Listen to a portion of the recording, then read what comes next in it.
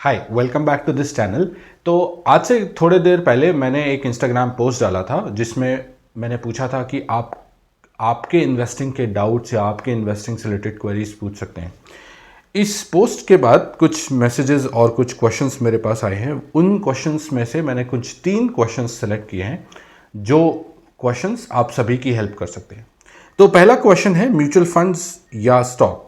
Mutual fund में निवेश करना चाहिए, म्यूचुअल फंड में इन्वेस्ट करना चाहिए या डायरेक्ट स्टॉक्स में इन्वेस्ट करना चाहिए? अगर आप एक बिगनर हैं तो आपको हमेशा म्यूचुअल फंड से शुरू करना चाहिए। अगर आप एक वर्किंग प्रोफेशनल हैं तो म्यूचुअल फंड आपको बहुत अच्छे return over the period of long term return generate करके दे सकता है।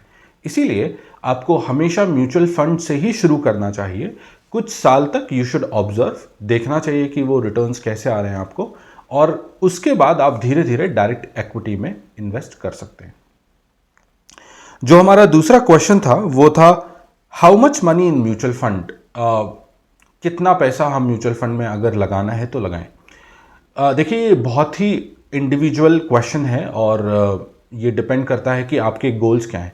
म्यूचुअल फंड्स में जब भी हम निवेश करते हैं तो हम हमारे गोल्स के लिए निवेश करते हैं, ना कि वेल्थ जनरेशन के लिए।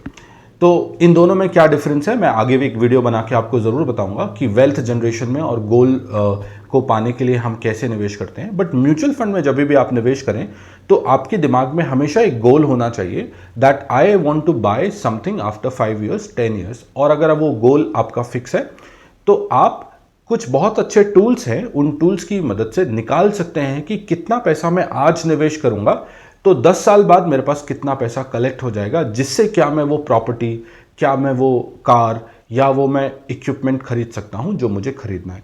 तो ये डिपेंड करता है कि आपके गोल्स क्या हैं। कई लोग एजुकेशन के लिए इन्वेस्ट करते हैं, कई लोग अपने चाइल्ड मैरिज के लिए इन्वेस्ट करते हैं, कई लोग रिटायरमेंट के लिए इन्वेस्ट करते हैं। तो अगर आपका गोल फिक्स है, और अगर गोल फिक्स है तो ऑफकोर्स आपके दिमाग में आपको कितना पैसा चाहिए वो भी फिक्स होगा। और जब ये दो चीज़ें फिक्स हो जाती हैं तो इट्स वेरी इंपॉर्टेंट कि आप एक टेन्योर भी डिसाइड कर लें कि मुझे 5 साल में चाहिए या 10 साल में, और फिर बहुत आसानी से आप निकाल सकते हैं कि आज मैं कितना इन्वेस्ट करूं ताकि कल मुझे उतना रिटर्न जनरेट हो जाए। तीसरा क्वेश्चन जो बहुत ही इंटरेस्टिंग क्वेश्चन था कि अगर मुझे स्टॉक्स में इन्वेस्ट करना है तो कौन से स्टॉक्स में निवेश करना चाहिए। एक बहुत ही इंटरेस्टिंग क्वेश्चन है क्योंकि इंडियन स्टॉक मार्केट में अगर आप देखें तो मोर देन 5000 स्टॉक्स अवेलेबल है। आप सब में इन्वेस्ट नहीं कर सकते, आप सब में ट्रेड नहीं कर सकते। तो वॉरेन बफेट, चार्ली मंगर और बहुत सारे ऐसे इन्वेस्टर्स हैं जिन्होंने कुछ थ्योरीज दी हैं। मैं सबके बारे में डिस्कस नहीं करूंगा, बट एक चीज बोलूंगा कि आपको आपका सर्कल ऑफ कॉम्पिटेंस पता होना चाहिए। आप हमेशा उन अच्छी कंपनीज में ही निवेश करें जिनके प्रोडक्ट्स आप यूज करते हैं, जिनके प्रोडक्ट्स आप यूज करके ये जानते हैं कि ये अच्छे प्रोडक्ट्स हैं, जिन प्रोडक्ट्स की क्वालिटी में आपको ट्रस्ट है, उन प्रोडक्ट्स और उन कंपनीज में भी आप इन्वेस्ट कीजिए। अभी जब भी आप इन्वेस्ट करें, do not put all your money in one company. For example, अगर मैं जानता हूं कि मैं वीकली बेसिस पर, या मैं या मेरे आसपास के लोग या मेरे फ्रेंड्स वीकली बेसिस पर जोमैटो करते हैं, स्विगी करते हैं, तो मुझे पता है कि ये कंपनी हो सकता है कुछ और साल सर्वाइव कर जाए, इसीलिए एक अच्छा स्टॉक इन्वेस्टमेंट हो सकता है। जब हम कहीं बाहर जाते हैं तो देखते हैं कि बहुत सारी ऐसी कंपनीज के प्रोडक्ट्स हम हमेशा ही यूज़ करते हैं। फॉर एग्जांपल, अगर आप शूज़ लेते हैं तो आप बाटा एक बहुत अच्छी कंपनी है, आप हमेशा प्रेफर करते हैं, आपके पेरेंट्स हमेशा प्रेफर करते हैं वो कंपनी लें।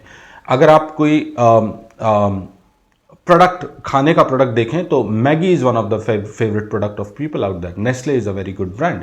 तो सिर्फ एग्जाम्पल्स हैं, ये कोई स्टॉक रिकमेंडेशन नहीं है, बट इस तरीके से आप ये देख सकते हैं कि मैं कौन सा प्रोडक्ट यूज करता हूं और या करती हूं, और उसके बेसिस पर मुझे इन्वेस्ट करना चाहिए। इसका एक बहुत इंटरेस्टिंग बेनिफिट है जो आपको फ्यूचर में समझ में आएगा, वो है कन्विक्शन। देखिए, जब भी आप इन्वेस्टमेंट करते हैं किसी और की एडवाइस पर, तो आप उसको कन्विक्शन के साथ बहुत देर तक होल्ड नहीं कर सकते।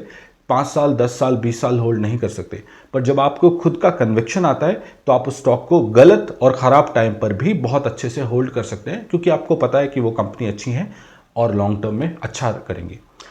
So thank you so much for watching these videos. ये आपके कुछ क्वेश्चंस थे जिनके मैंने आंसर्स देने की कोशिश की है। प्लीज़ कमेंट करके बताइए अगर आपको और भी ऐसे क्वेश्चंस के आंसर्स चाहिए, स्टॉक स्पेसिफिक भी आंसर्स चाहिए, तो मैं बिल्कुल कोशिश करूंगा आपके आंसर्स देने की। Thank you so much.